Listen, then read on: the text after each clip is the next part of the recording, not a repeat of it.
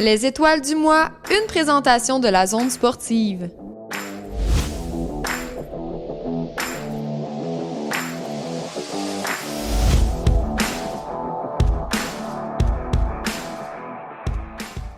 Philippe Blier a pris la 3e place du plus récent championnat canadien de powerlifting présenté à l'île du Prince-Édouard dans la catégorie des 105 kg, l'une des classes les plus compétitives dans l'histoire de la Canadian Powerlifting Union.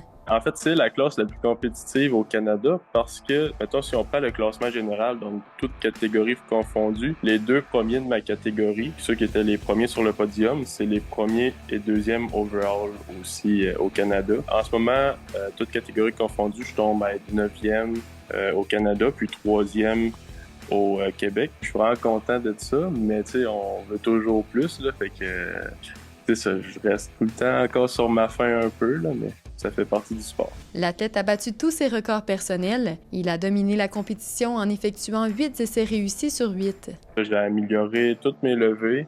Fait que j'ai amélioré mon squat de 7,5 kg, mon bench de 2,5 puis mon deadlift de 5 kg. Encore une fois, satisfait, mais tu sais, je m'attends toujours à faire un petit peu plus. Fait que encore là, tu sais, j'ai déjà hâte de recompétitionner. J'avais en tête de faire 2000 livres justement à cette compétition-là. Mais bon, dans les circonstances, ça s'est pas arrivé. Mais c'est pas mal mon objectif premier en ce moment, c'est d'atteindre le 2000 livres. C'était ma 14e compétition. C'est vraiment la compétition qui a le mieux été sur les 3 levées.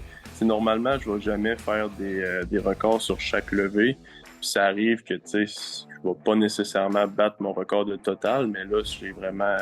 Normalement, je peux faire peut-être un 5 ou 7 kilos de total, puis là, j'ai fait 27 kilos là, d'augmentation. Donc oui, c'est vraiment ma meilleure compétition. Là. La prochaine compétition n'est pas encore déterminée parce que le calendrier de la fédération il a changé. L'année prochaine, le national, je le ferai pas. Je vais peut-être appliquer sur une compétition internationale. Ça reste à déterminer encore. Puis sinon, ça va juste aller aux provinciaux là, à la fin de l'année prochaine.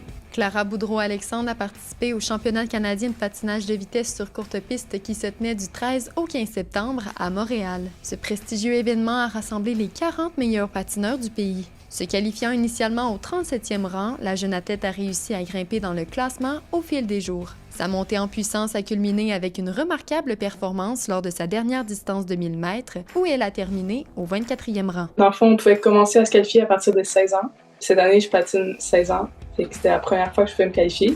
J'ai réussi à me qualifier, c'était mon objectif de la saison, dans le fond, fait qu'il est déjà accompli. Fait que c'était vraiment le fun de pouvoir y participer. On a fait chaque distance 2 fois, puis mon 2e 1000 mètres, ça a vraiment bien été. Et j'étais vraiment contente de ça. Elle a également eu l'occasion de patiner aux côtés de membres de l'équipe nationale. C'est sûr que j'étais quand même impressionnée de voir comme Kim Boutin, puis genre, j'avais une chance d'être dans la même course qu'elle. Finalement, j'ai jamais été contre elle, mais il y a des courses que j'étais contre des filles que comme je regardais avant au Coupe du Monde, puis genre, j'étais impressionnée par eux, puis je me retrouvais à patiner contre elles. Et c'est sûr que c'était vraiment spécial, mais c'est vraiment le fun. Puis j'ai pris de l'expérience avec ça. Les championnats canadiens de patinage de vitesse sur courte piste sont une étape cruciale dans la sélection des équipes nationales et next-gen pour les saisons à venir. Il y a comme 3 étapes pour être sur l'équipe nationale. Enfin, en bas, t'es au CRCE, qui c'est là que je suis en ce moment. Après, t'as le next-gen, puis après, t'as l'équipe nationale. Puis dans le fond, le next-gen, c'est les 10 filles en dessous de l'équipe, que ça devient le next-gen. Puis ça, c'est fait avec les points qu'on accumule durant les championnats canadiens qu'on vient faire. Il y a la Coupe Canada qui va être au mois de janvier et la Coupe Canada finale qui est au mois de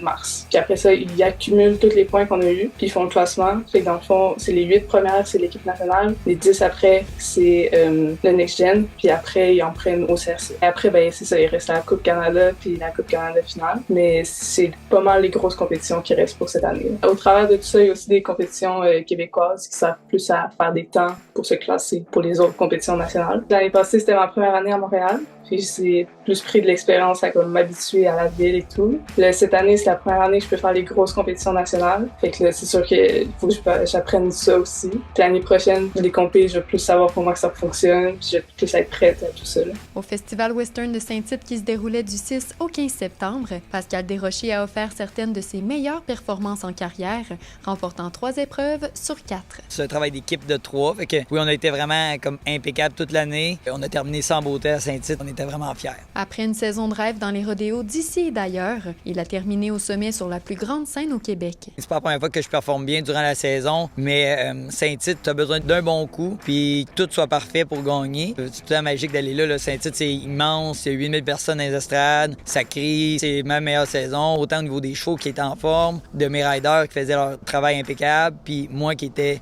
toujours embarqué derrière eux. C'est une course, hein, donc nous, là, c'est vraiment une question de vitesse, puis de trajectoire. Fait que si le cheval, il court vite, mais qu'il déborde, tu viens pas sauver ton temps. Là. Fait que dans le fond, il faut que tout soit parfait. Le 8 septembre, lors de la première fin de semaine de la Coupe Canada, il a d'abord remporté l'épreuve de l'échange de cavaliers, la classe la plus compétitive. La première fin de semaine, c'est la finale Coupe Canada, donc c'est les rodéos comme Saint-Antonin, il y a Saint-Quentin au Nouveau-Brunswick, Saint-André-Avelin dans le coin de l'Outaouais, au Saguenay, il y a Chambord. C'est 4 rodéos où on accumule des points. C'est les 10 meilleurs chevaux qui se classent pour aller à Saint-Tite pour la première fin de semaine. Puis un coup que les 10 ont classé, les 40 meilleurs reviennent à partir du mardi de la deuxième durant la semaine. Puis là, on recommence à zéro. Fait que c'est les 8 meilleurs temps qui se classent pour la finale. C'est là que ça roule. Fait que là, t'espères faire des bons temps tout de suite parce qu'on a 2 chances par cheval. Le cheval peut trébucher, moi je peux mal embarquer. À Saint-Tite, t'essayes tout. Tu veux gagner, tu sais que tes chevals ils peuvent performer. Même s'il arrive une bad luck, tu l'essayes parce que c'est pas le temps d'avoir, comme nous on dit, un no time sur le timer.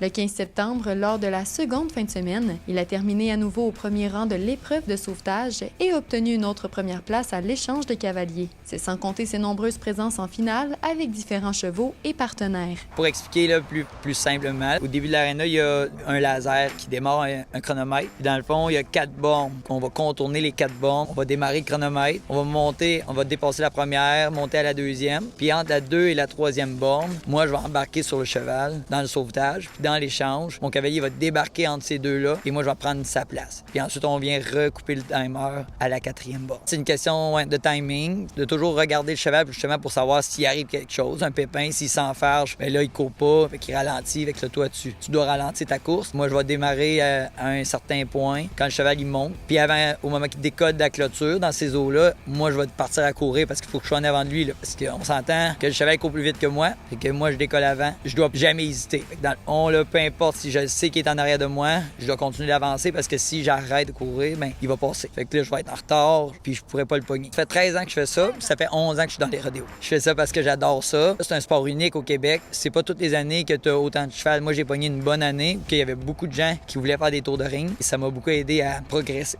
Les étoiles du mois vous sont présentées par la Zone sportive et Info Dimanche.